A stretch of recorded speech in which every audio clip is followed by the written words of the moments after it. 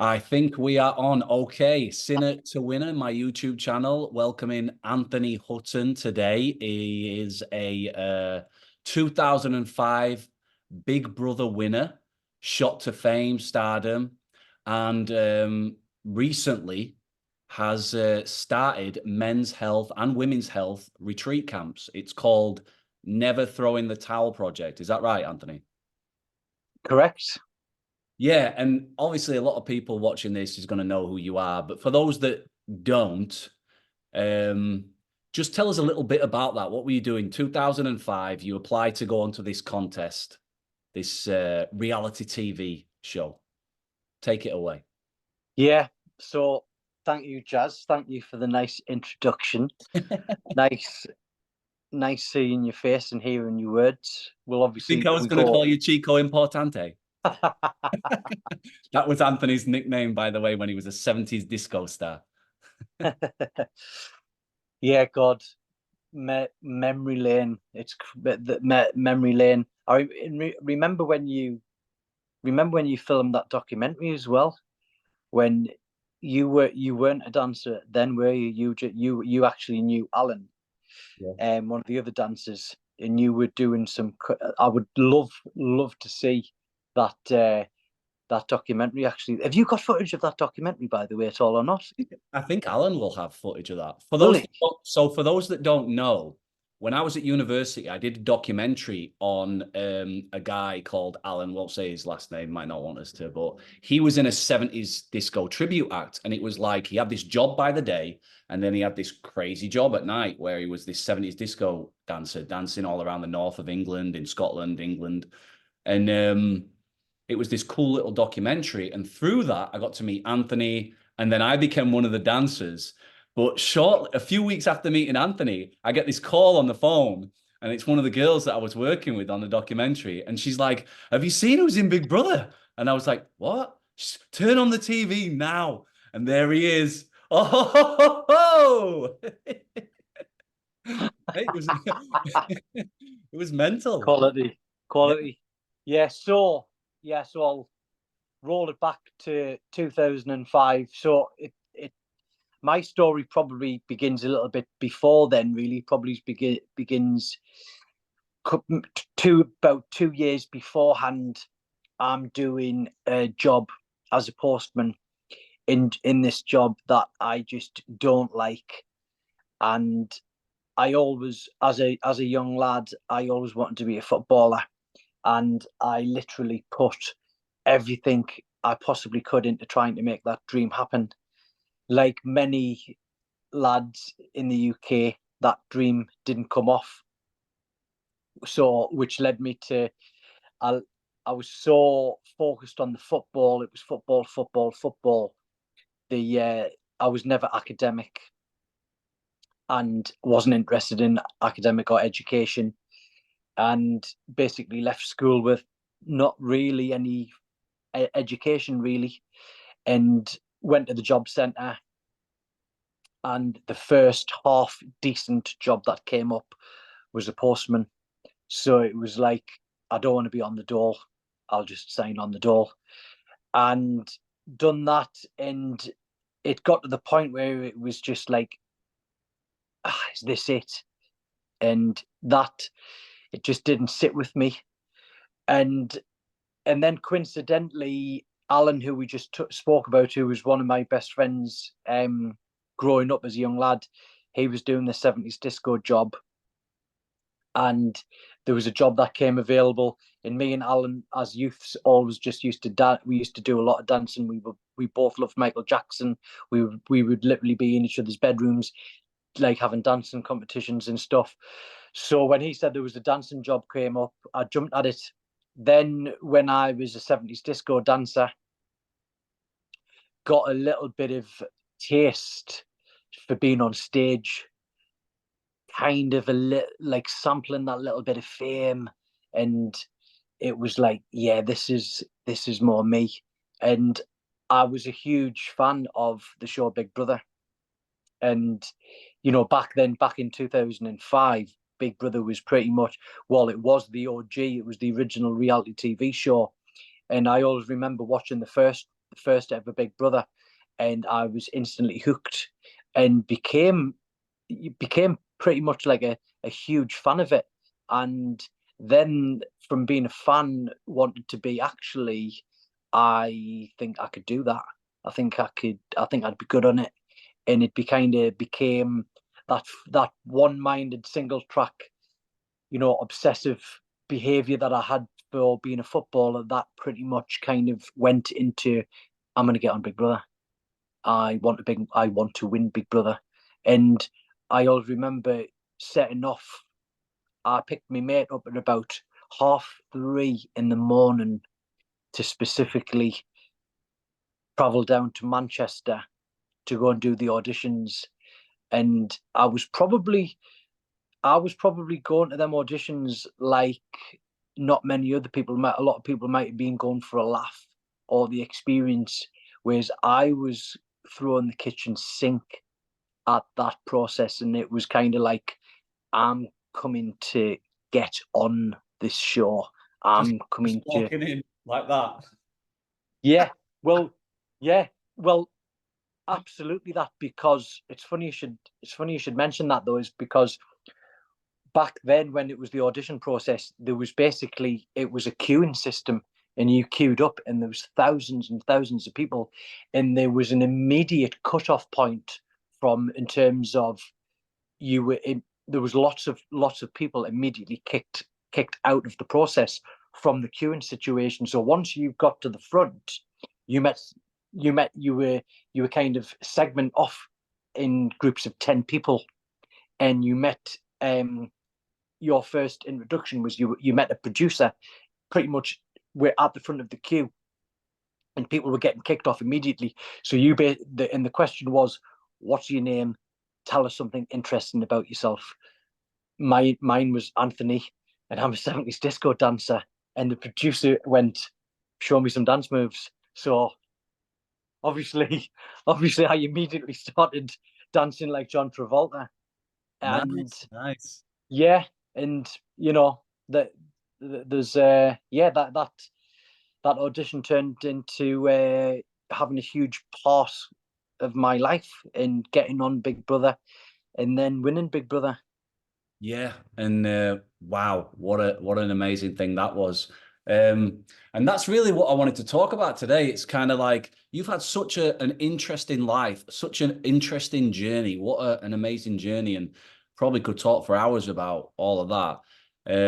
What I'd like to get into today for those that are watching, I really want to talk about where you are today and what you're doing. So I'll just put a little few bullet points in, and then I really want to talk about this next chapter of your life. So you win Big Brother, you smash it, you come out, and you're signing magazine deals for six figures. You're getting an agent. You're getting paid thousands of pounds just to come and show your face at nightclubs and things that you'd normally do anyway. You know, you've got everybody in the UK knows you basically, because at that time, Big Brother, like you say, it was the OG. It was the GOAT of reality TV shows.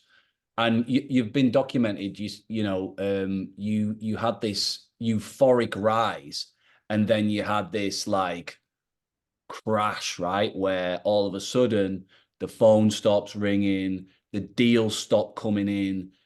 You're not getting that amount, you're getting this amount, and then you're not even getting any amount or whatever. And just tell us a little, if you can, tell us a little bit about the euphoria, and then tell us a little bit about rock bottom. Yeah. So I always use the term, it was a very extreme taste of fame. What I had, like what you touched on, I lived with grandma, granddad, and mum, and then moved out and was on the Big Brother house. Then, like you've touched on, had that huge euphoric, and back in my early 20s, and I was a very young I was such a naive, innocent, nice young man back then. Um, and I'm someone who's always wanted to do well. And when I had the fame, and then it basically started to dwindle and dwindle and dwindle, where it got to the point where it was like, I need to get a job here. Like, whoa, like, what am I going to do? But the pride, the ego, the paranoia of what people would think of me, what I cooked up in my head of if I got a normal job, everyone laughing, that spiraled into getting a you know into a horrendous place of depression, where I was blaming everyone. I'd turned to alcohol. I'd turned to drugs. Um, I'd missed 5 mortgage payments on a house that on the house that I bought with my winnings, which was like, that was kind of like that big achievement that I'd got. And there was such a huge amount of like, how have you fucked up so much after you done so well? You carved something out yourself. You went and got it, and you've fucked up. Mate, I'm just thinking what you're saying there. I just wanted to segue into something like, even though this is like an extreme taste of fame, and not many, not many people are going to have that amazing journey that you've had, that life journey. I'm sure everyone listening to this can relate to what you were just saying about what will they think? Your pride, your ego, like, I don't want to get a job. What would they think? That's a little bit like later on today, I'm going to go do a beginner's class in hip hop dancing. There's a part of me that thinks, mate, what are you doing? Like, or going to do an improv class. What would people think if they heard that you were doing this? You can't be doing this. You're a dad. You've got a job. It's even doing something like this channel. Like, what are you doing a YouTube channel for, mate? People in the 20s are doing this. Kids are doing this. There's always, it's funny, but there's always that voice going, you're an idiot. You're stupid. The phone's ringing, it might be a late credit card payment, most people. You've got the phone ringing and you're thinking, wow, mortgage payments. That Yeah. voice is calling your names. It's saying whatever it's saying. You're stupid. You're an idiot. Look at what you've done, blah, blah, blah, blah, blah. So I think people can relate, even though it's like a different end of the Oh spectrum. yeah, yeah, Very yeah, relatable what you're talking about. yeah. Absolutely. We all have that, but look, speaking now, like someone who's got a lot of life experience, a lot of lessons. You realize it doesn't matter what people think. The fear, all of that is the ego fear. Scared of what people think. And but at a young age, in my 20s, I didn't have the mindset that I've got now. But the mindset I've got now is from all of those lessons learned in coming out of that. And this is why I'm one of the reasons why I've set up the Never Throw on the Towel project. And it's just, I'm proof that if you if you just keep going, if you just never give up, never never take your own life, never throw in the towel, keep on living. That's Mate, that's it's magic. massive. That's magical, that statement, what you're saying. I think it's timeless, thousands of years, right? This never quit, never give up. People Yeah, know me since I was 16 years old. I've been in 12 step. I've been in thousands of meetings, whether it's for gambling addiction, other addictions. Gambling was my number one as a kid in the bookies and stuff like that. And then ended up getting taken by my family to a 12 step meeting. But they always say, don't leave before the miracle happens. Don't leave before the miracle happens. And I think that's a little bit yeah, like life. If you can push through, because this thing here, it lies to you. It lies to you. It tells you to stop. It's like when you're on a run or when you're sparring, you do a little bit of boxing, right? And you've had a celebrity boxing match already. We can touch on that, but it's always there. Even when you're getting up on the morning, that alarm goes off. There's something in us that like it's like our worst enemy, or it's constantly seeking comfort. It wants comfort, right? And yeah, you've got to push through. And it's like, if you can push through, you think, bloody hell, if I'd have quit, I'd have never been where I am now. And I'm so happy that I am where I am now. Yeah, yeah, 100%. Mate, so you in Big Brother, mate, I were there for some of the times. Like I remember coming out on stage in Stirling in Scotland, and I remember when you did a guest appearance, I could not hear. The nightclub was packed. And it was like, you know, on a night out after you've been to a concert and you get that ringing sound in your ears, you're like going to sleep. It was like that, but with people. And there was screaming. And it was just insane, the level of like, because this is before really Facebook and Instagram and all that. Like this was like when people were famous, it was like, you know, it had a real effect on people when they'd see them and stuff. So you've gone from that, which was incredible. What an incredible high and the rush, etc. What I want to know, like you've probably got so many moments of people recognizing you, people being kind to you, meeting celebrities, playing at St. James's Park, getting invited to do things that you do anyway, and you're getting paid thousands of pounds for it. What was So there's all those moments, but what I wanted to ask you, what was rock bottom for you? What was a moment that you come up and you think, I'm never going back there again. I'm never going back there. I think it was bit there might not. Well, there was a cut. It was basically just. It was getting to the point where I was hanging around with people who I wouldn't have normally hung around with. I was ending up in situations that I wouldn't normally be in, but it was to do with the drugs. It was to do with the alcohol. There was a real bad, like, I was hanging around with younger people, much younger, and it was, you know, that these, well, at the time they what they wanted to be kind of like be around me because they, you know, they seen this famous guy, um but actually it was this older guy who's all of his friends had settled down, had normal jobs, and it was me who was hanging around with younger people, acting not in a good way, like I said, touching on alcohol, touching on drugs, and it was actually quite sad really what was going on at the moment.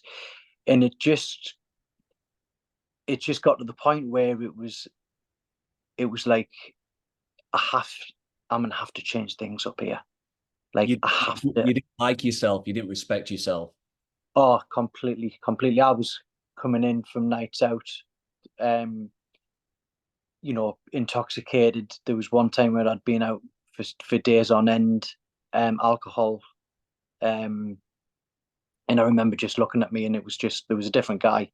That me physically, my face had changed and everything, and there was just a different guy looking back, and it was kind of, this is when luckily enough there was that fighting spirit in me, and it was like it had got that bad where it was like, I have to fucking get out of I have to get out. And this is what I do, a lot of guest speaking now, and one of the slideshows one of the slideshows that I have is take action and change things up. Change things up. And that was massive to me, because if I didn't change things up, I would have still, who knows what would have happened. And I always remember so my change up was, I had to get a job. I had to get some form of, I had to bring some money in. I had to get some form of routine, and I have to change location. I have to get this crowd and these people, I have to get away from them. And I always remember the first ever job, the first ever real job that I got, and it was such a big deal to me, because I'd obviously cooked all this stuff up in my head, and I could only afford. I was staying in this street called 33 East Raby Street in Darlington, and it was a rough street. There was, you know, there was drug addicts, a couple of, and I was house sharing because that was all I could afford. And I remember walking to work, and the rain. It was raining, and if someone kind of seen me at that in the house where I was living, and I was going to get this job where I was on minimum wage, starting out as a hairdresser again. I looked like fucking hell. He's not doing very well. Like he's house sharing in East Raby Street, and he's like, he's working at that big Premier sweeping floors. Because I'd like my skill set as a hairdresser. I had to retrain. So, but to me, it was like the rain was falling down on my face, and it was like that was very euphoric, because I was like, and I knew I was taking the right steps. Although I was right at the bottom, I knew I was taking the right steps. And that salon that I worked at, and that move actually turned out to be one of the best moves I ever made, because I changed things up, and I ended up meeting my now wife in that hair salon, who I've got a beautiful son, and we're having another kid. And I ended up opening up multiple businesses, and I'm so happy now. And I always look at that as such a big moment, because I was like, fucking hell, like that was such a big moment. And when I kind of do more motivational talks from my life experience, like if you're not in a good place, whether that's a relationship, whether that's a bad job that you hate, whatever it is that's really getting you down and got you in that dark place, fucking change it up, take action. And Mate, that was big. That was such a big. unbelievable. I think for people who are listening, I want to just remind them if they didn't get that. I believe we always know the right thing to do. I think you knew a lot, but it's that ego, it's that pride, and bloody caring so much about what other people think. You Yeah, always knew what to do, and I felt it there, mate. I was with you, that rain hitting you, and just that frigging weight off your shoulders. You know, bloody hell. yeah. Like, That's what it was. that weight off your shoulders and saddling up and getting after it. And everybody loves a comeback story. Who don't love a comeback story? It's the best Absolutely. story, isn't it? Well, you know what? Like you know what? I wouldn't change anything. I would Yeah. not. Wouldn't wouldn't change anything, because like you touched before on the word journey. That's what life's about. It's a journey. It's character building too. I remember, I mean, people who watch my channel, they'll know that I suffered a brain bleed in October last year, a stroke. And a good mate of mine, Regan Denton, he owns a boxing gym, Sheffield, the Hood boxing gym. I told him, I was like, mate, I mean, at hospital, I've been in ICU for 3 days. And he said to me, I love you, pal. And he said, it's character building. And I thought, I can't argue with him. I can't even get Yeah, up. I can't even get up to the toilet to go have a piss. I need two people to lift me up right now. But I knew, because of what I'd already gone through in my life with my own child and life experiences, I knew we were right. I knew that what does not kill you makes you stronger. It does. yeah, Um, absolutely. so, mate, we're at a perfect place here. Brilliant. I love that story. Now you met your wife, and you've got a child. And then you've got another one on the way, and just magical. Like all those, you did the right thing, and amazing things happened. Treasures came into your life. Things you can never put a price on. You know, it's like that saying, like, if I give you 10 million quid now, would you accept it? Yeah, but you won't wake up tomorrow. No, I Yeah, don't want 10 million quid. So it's like what you're saying is tomorrow's worth more than money. And it's like your kids, your wife, I don't care how many OK magazine deals you get offered, you're not accepting it if it meant anything were going to happen to them, or you wouldn't have them in absolutely. your life. So Yeah, you've been on this amazing journey. You have such a gift to give to people that are going through difficult times, because you've been there, you've seen it, you've done it, you've come out the other end. You've started these retreats, Never Throwing the Towel Project. And just tell us about it, mate. What my thinking is, had you been on a retreat? Had you gone somewhere? How did this come about? it comes about. imagine it's probably my best story, to be honest. So the project is called Never Throw in the Towel, and the strap line of the project is Keep on Living. Those were the words that I used right at the end of my grandma's eulogy. And something, yeah, so I wanted to, it's funny actually, I actually got a little bit of inspiration. I remember actually me and you actually spoke. I engaged with you quite a lot actually when my grandma passed, and you recommended a book called Green Lights. Um, or I don't think my grandma had passed actually, but I was going through a difficult time. This is slightly long-winded, so apologies for this, but I should actually share this because you actually were involved a little bit in the story, which is quite interesting. So when I was going through when my grandma was in difficult, like when she was basically on her deathbed, I was actually traveling.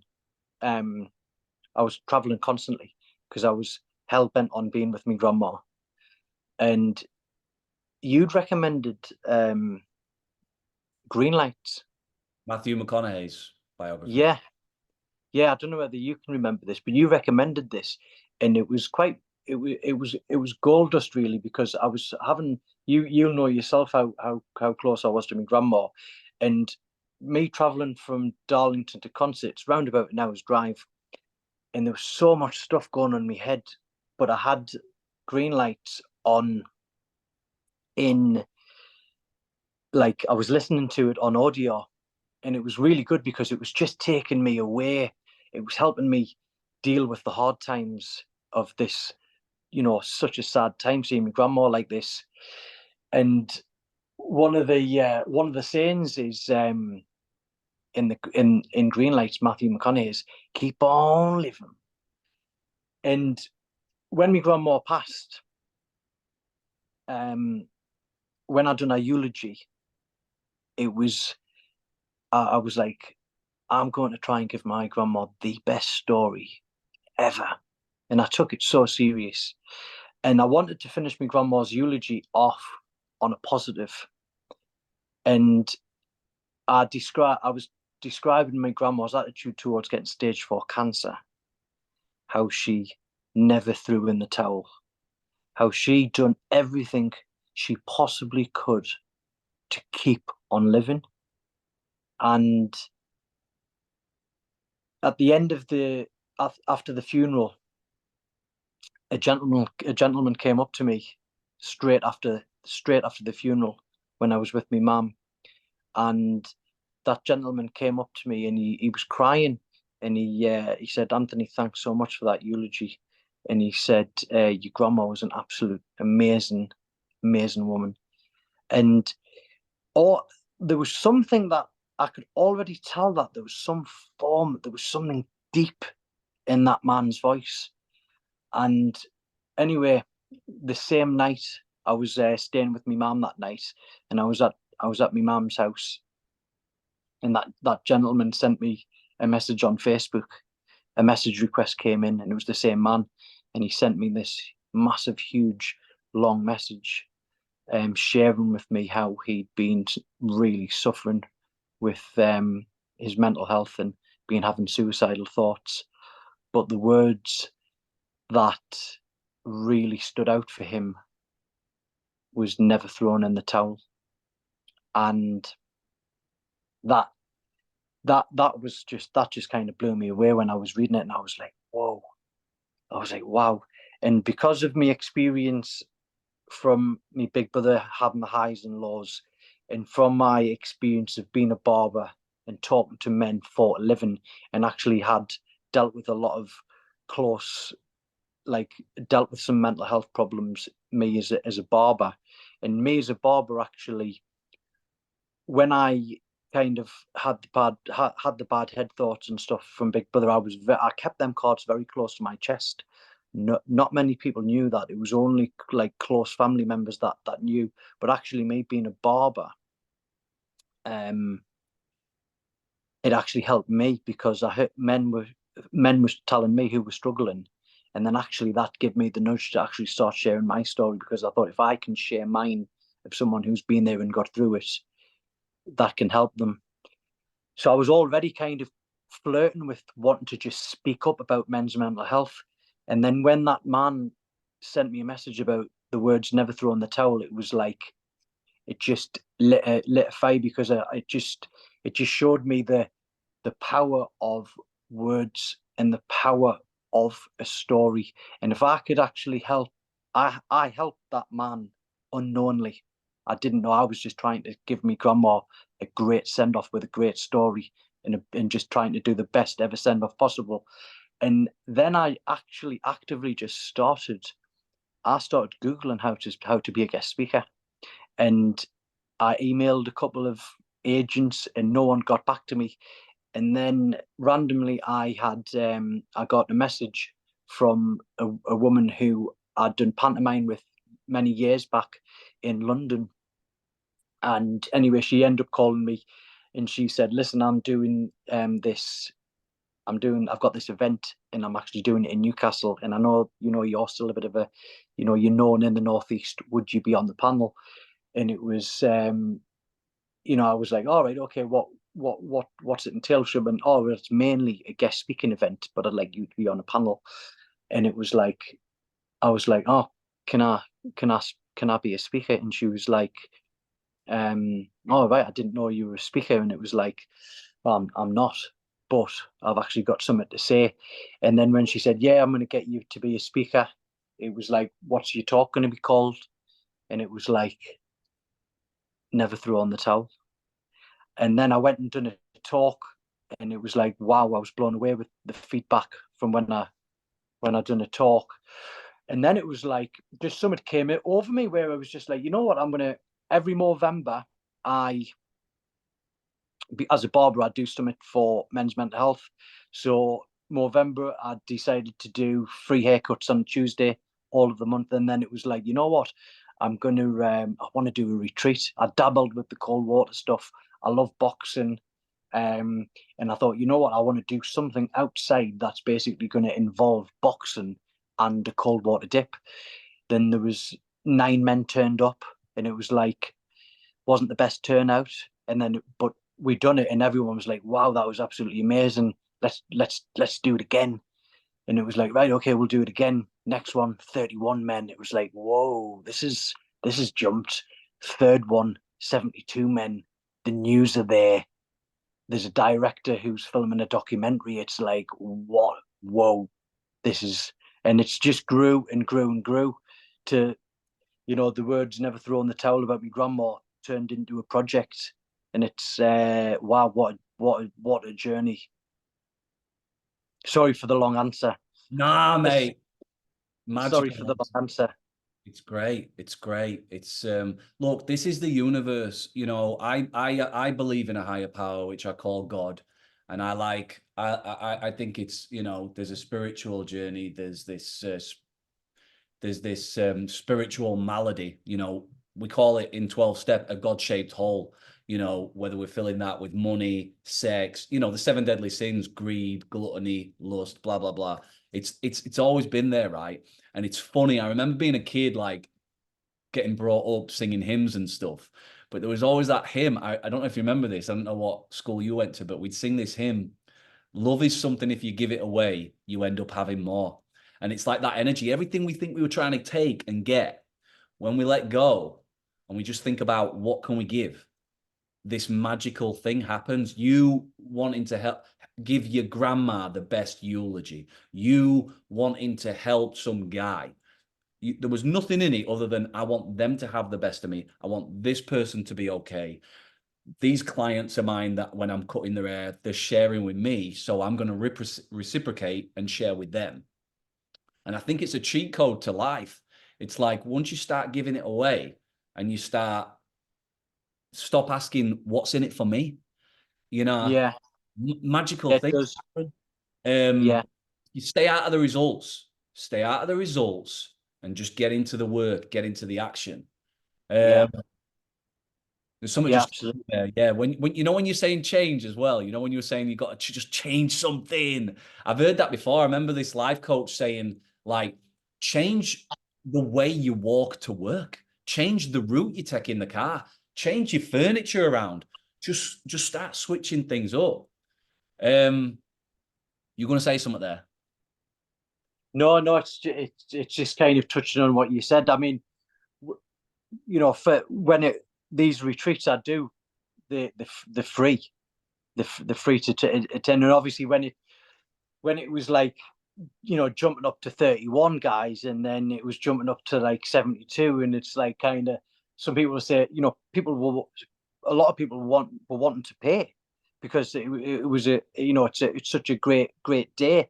And it was like, I was like, no, I was like, you know what? Nah, the free. But and I've always thought, yeah, and I just thought, you know what? Like, you always get it back. You always get it back if you know, if you'll always get that good back. So it was just like, they're always going to be free. And you know what? Actually, um, if nothing, well, I know it all comes back. It all comes back. And actually, it's the, you know, well, firstly, me walking around a forest with a bunch of blokes and jumping in cold water is actually fun. That's, in boxing and stuff, that's actually fun to me. Do you know what I mean? But it, like I said, you get it, back. You get it back. You absolutely get it back. Well, mate, just you probably have already had these moments where a young man or an older man or even a woman, they've probably told you something they've never told anybody before. They might have broke down. They might have said, "Hey, I was gonna do this, but because of what you've been doing or how you've helped me," Yeah, and that stuff, it's worth its yeah, weight. that's yeah. It's pretty. It is. It's pretty. It's absolutely. You It is. walk taller, you know, your energy's on point, you know. Um, and I do believe you get it back. I do think you do, and it's not always straight away. It can be down the line, etc., etc. But I do believe you will get it back. I wanted to ask you a little bit about the retreats. Then let's get into it because I'm going to put Yeah. everything in the description. I'm going to put your Instagram for the Never Throw in the Towel project and maybe links to whatever you've got. You can send me what you want in there. I was going to say, like, so if somebody wants to come to these and they're in the UK, what can they expect when they come to these retreats that you're putting on? So we do. So the retreats entail. So first of all, we we're currently doing them at this venue called Kip and Nook. And if you're in the northeast, lingering around, like Darlington, Middlesbrough, Teesside way, this venue called Kip and Nook is an absolute hidden gem. It's like a well-being. Um, they do yoga. They've got ice baths. They've got saunas. They've got, you know, they do vegan, vegetarian, do amazing food.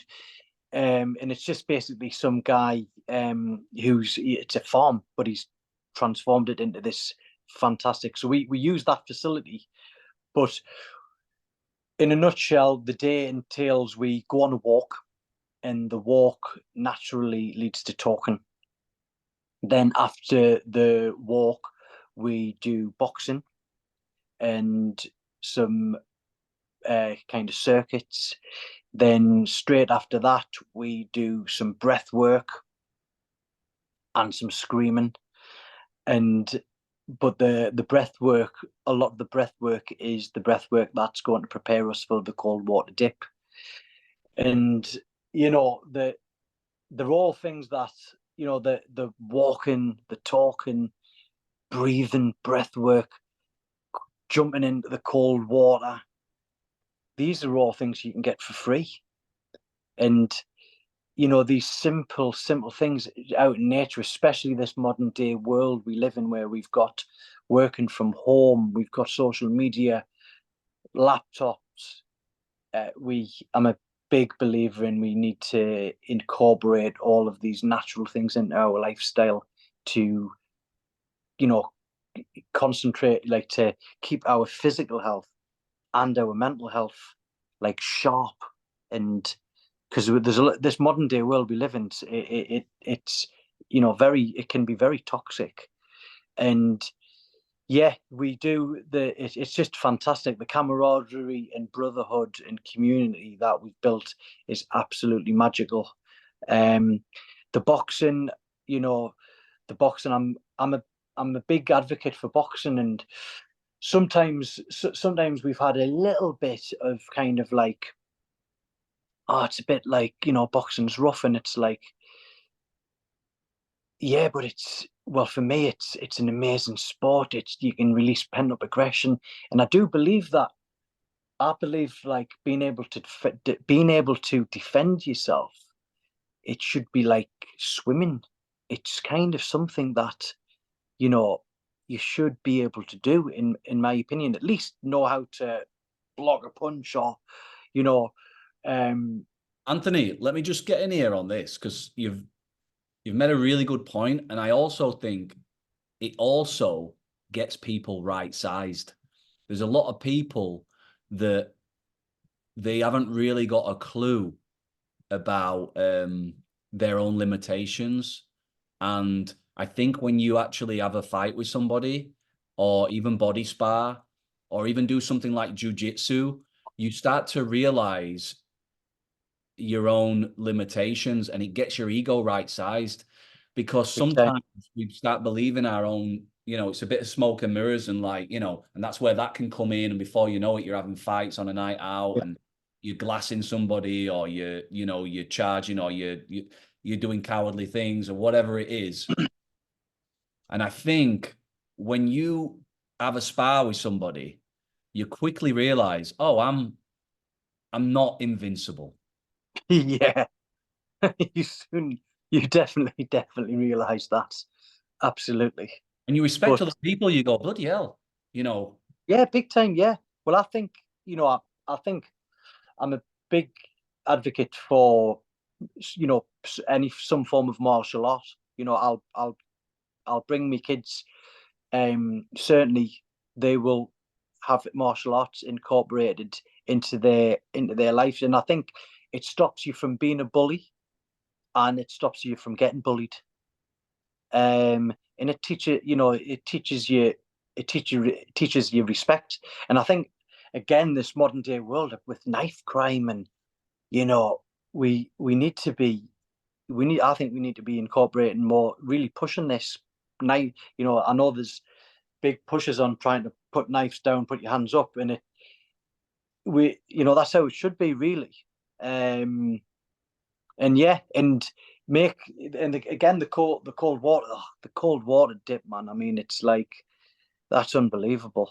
And sometimes a lot of people who don't really have knowledge of the cold water therapy just think like you're an idiot. There's like, sometimes people have seen to me, because sometimes I'll put content on social media and stuff, and I work in a hair salon and stuff, and they're like, "Why are you getting up early and jumping in the cold water? Like, why?" And I'm like, well, if you do your research, actually, you'll know why I'm doing it. And I've done the cold water stuff consistently since this since January. I got an ice bath for Christmas, and I've been consistently doing it. And wow, I've I don't think I've had a better start. Like, I've not had a better year in terms of mindset, mood, energy, and it's no coincidence that it's because I've been doing the cold water stuff. So 100%. yeah, 100%. You know, that cold water, obviously, I've had my own journey with that, and I've done retreats, and I've done cold water therapy with certified practitioners. And then I've done my own old cold showers every morning. And I think it leads back to something we were talking about earlier. If nothing else, yes, on a neurological level, all that dopamine and epinephrine and that's going to last throughout the day. But if nothing else, there's that moment you have with that voice in your head, and you 100%. say, I'm the boss, because it doesn't want to do it. It's saying, no, no, no, no, no. Let's only do a minute instead of 3 minutes. It's saying, let's not get in. It's saying, put the warm water on first instead of the cold water. And the whole time, it's just a little ritual where you go, I'm the boss. We're doing it. Yeah, And it yeah, goes, oh, you are the boss. And I think if nothing else, you're just letting that voice know, no, Yeah, yeah, I'm calling the shots. yeah, yeah. Yeah, it's that little win, because trust me, because I documented it, and so some of the some of the guys on the retreat are like, you just make it look easy, and I'm like, trust me, I'm having an argument with myself every morning, going that it's not easy, it's never easy, it's very hard. I'm always thinking, just don't do it. I'm always grappling with that mind, but I know how I'm going to feel afterwards. And yeah, it's just that, and it taps into the military. Make your bed, do that, get that simple win, early doors, early morning, make that bed, set up your day, and get the ice bath on the morning probably is, you're not. It's probably the biggest win you can get, and especially if I touched on before, I do a lot of guest speaking where it's like, there's obviously there's nerves and stuff before doing that, and you've got to deliver. And if I'm doing something where I need to perform, oh my god, I'm absolutely in that ice bath, because I know I'm going to deliver and perform the best of my capabilities if I do that cold water dip. If anyone wants to book you for a guest speaker spot, is there something I can put in the description for that as well?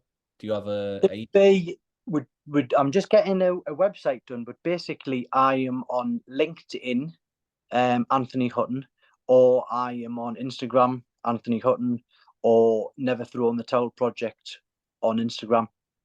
nice one? Yeah, Yeah, you can just get in touch with me through that. we'll get all that. We'll get all that in the description. Now, you mentioned some earlier that you love boxing, and for those that don't know, you've actually had a real boxing match. You had under the banner of the celebrity. Two, two, Oh, have you two had in two? all. I've Have had you had two? two. Two? Yeah, Oh, I only yeah, know yeah. about one. Right. Yeah. So the one that you know of was kind of like a celebrity boxing fight, and that one, to be honest, that this is why I want to have a third one, because the celebrity one that I had, it wasn't fairly matched, to be honest. There was a lot. I had a fight with a lovely guy called, his name was Tiny Tim, who's a comedian, and when we signed up, they took my age and they took my weight, um, and me and Tim were similar age, similar weight, and the kind of matched us up. But there was quite a big distance in ability. Um, Tim had never, whereas I'd done a lot of boxing, so I had my first fight, in a white collar, and that was very very evenly matched, against a rough lad. But I kind of had, yourself. For me, I tried to treat it not like a fight, more like a dance.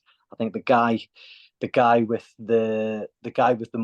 most ability will normally win, especially lower level, at novice level. So I've had two fights, and I'm having my first unlicensed fight. This one's going to be no head guards, and it's going to be, so that'll be the first time I've ever done it with no head guards, and it's the first time I've ever done 6 rounds. I've only ever done 3 rounds. So this, I keep on saying it's going to be my last fight, but I don't know. This might be the last roll of the dice. I'm 42, and then you know what it's like in terms of the amount of sparring that you've got to do to prepare for a fight. This guy who I'm fighting, he's had 2 fights like myself, but I think he might be around about 10 years. He might be 10 years younger than us. Like, he's a lot younger than me. I don't actually know offhand exact what the age gap is, but he's definitely the younger man. So it's going to be, it's going to be, yeah, like you said, you know what it's like, uh, being in the ring. It's not going to be easy, and taking the headshots at 42 and stuff. That I might kind of like hang up the boots, but one last dance, one Yeah. last dance. Mate, the worst, I'm just thinking like the worst thing I hate when you're sparring someone is when you're gassing. That's the worst. It's not getting hit. It's when you're gassing. You're like, oh no. Nothing worse. Yeah, Nothing. that's the worst when you know there's a minute or two left and you've got to Yeah, then the mind games start. Then yeah, you cannot show anything. yeah. Well, you That's know what? This is this guy that I'm fighting. He's younger. I know that I don't know whether he does PT now, but he's a fit guy. mm, Um, so he's gonna be fit. I know that.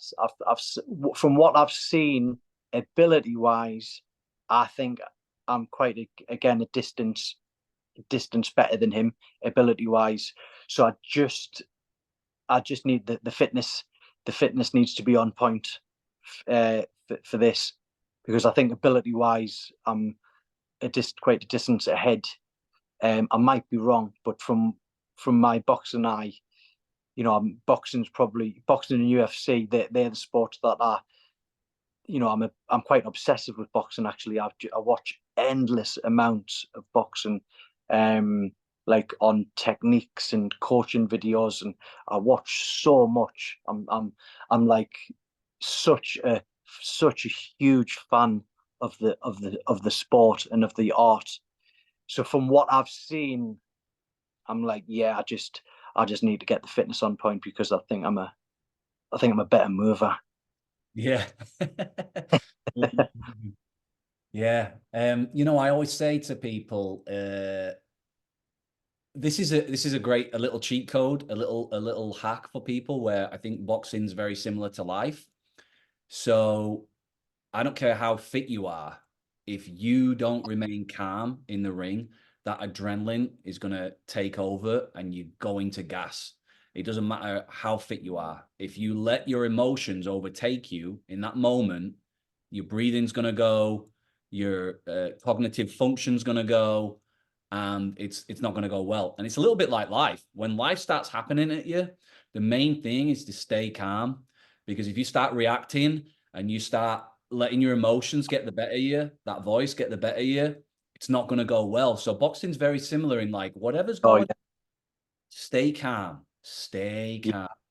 That's that's the I think that's the kind of the core of it. Really, that's what kind of like really interested me when I first started to kind of understand it a bit. It was like wow, it's such a contrast of like you're not going to get into more of a heated heated situation of a man throwing punches at you, and actually the one thing that you've actually got to do is be calm.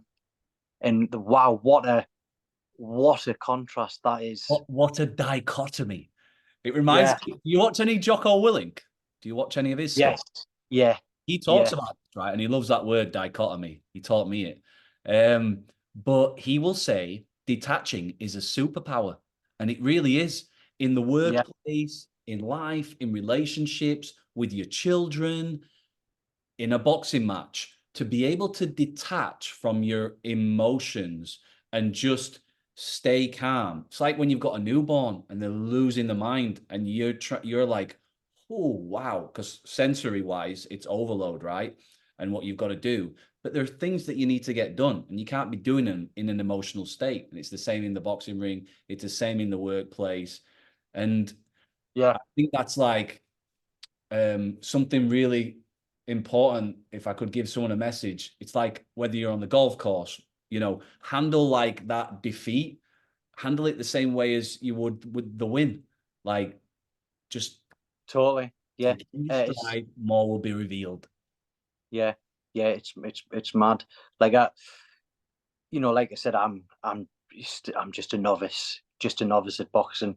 But there was I was actually meant to fight this guy last year, and the fight got pulled like 2 weeks to go before the fight happened. So I was sparring this guy, because this guy's the guy who I'm fighting is a southpaw.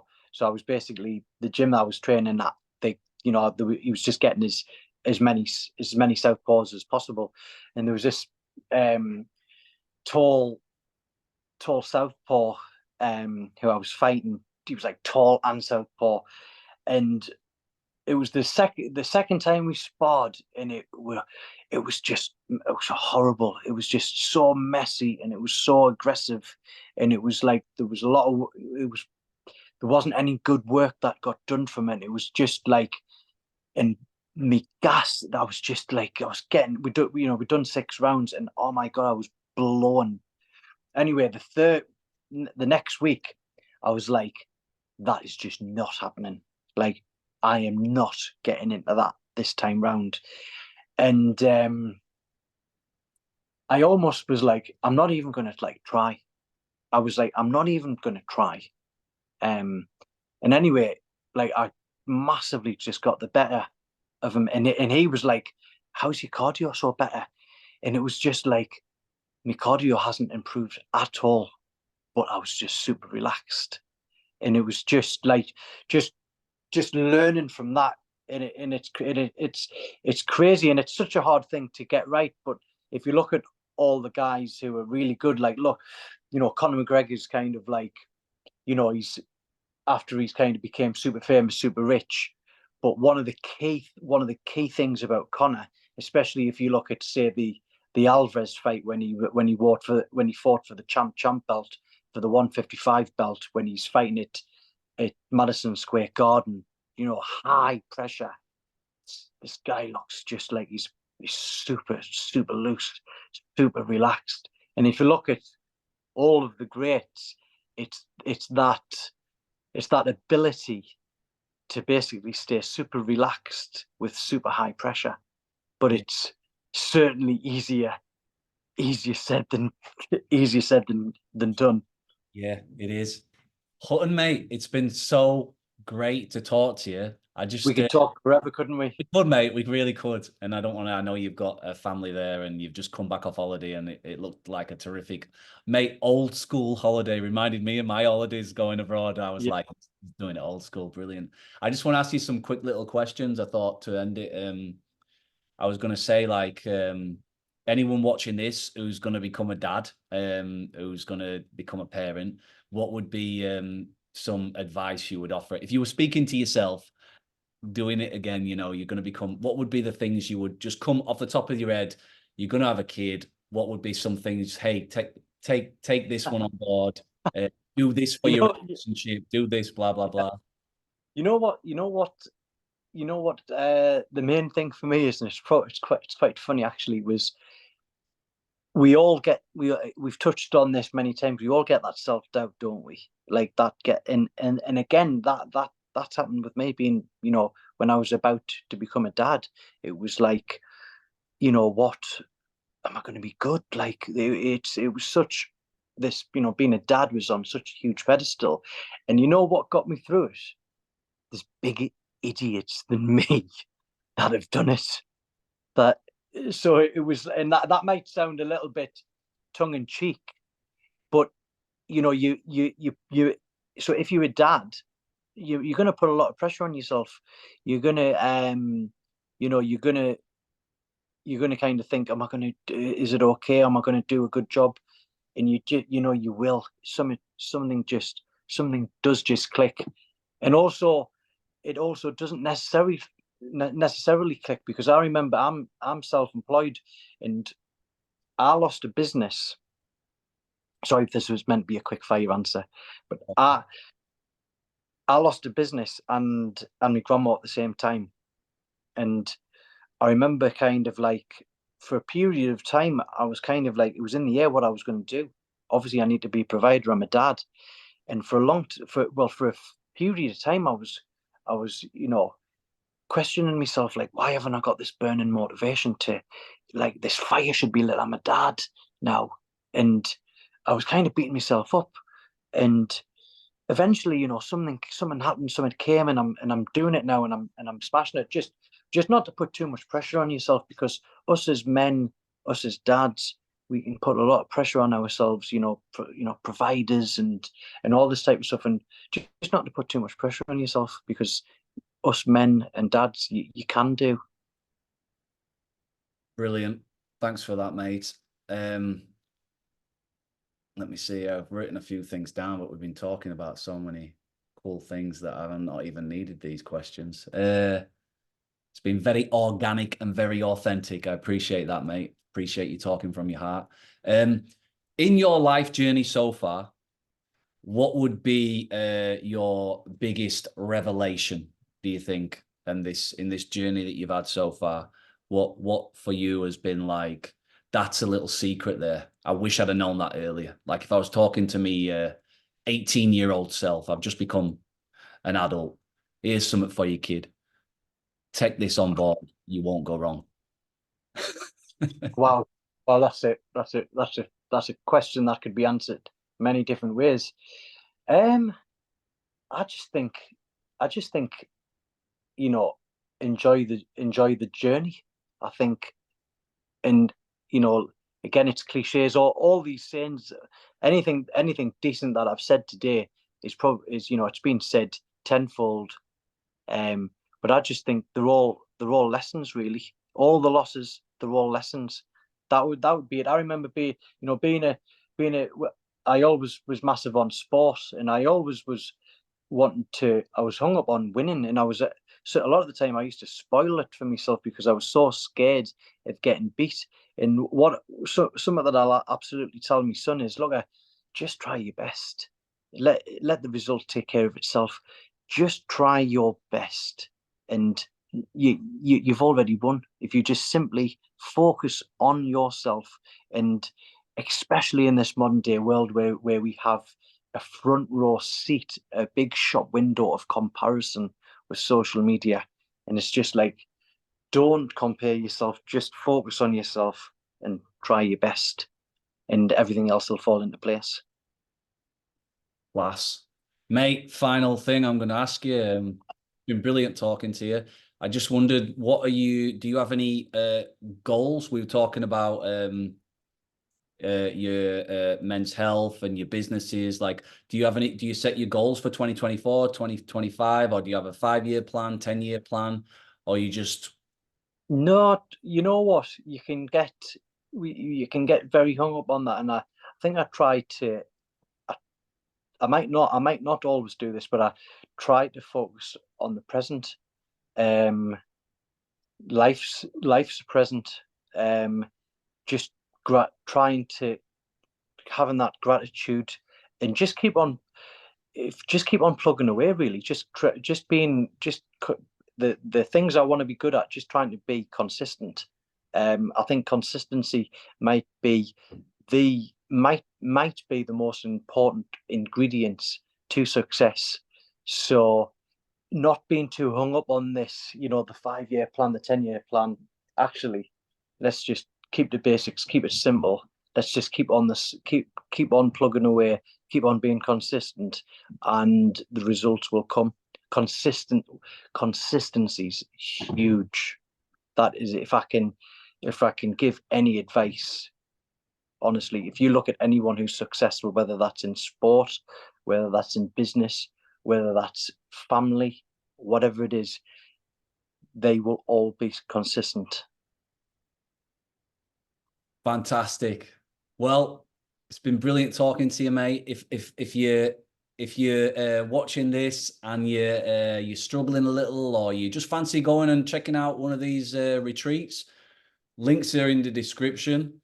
Follow Anthony on his socials for more information, and yeah, maybe we'll do it again. Leave some comments, ask us what you'd like to know about, etc., and we'll get back to you with the information. Cheers, mate. Never throw in the towel. Come on. Never throw in the towel.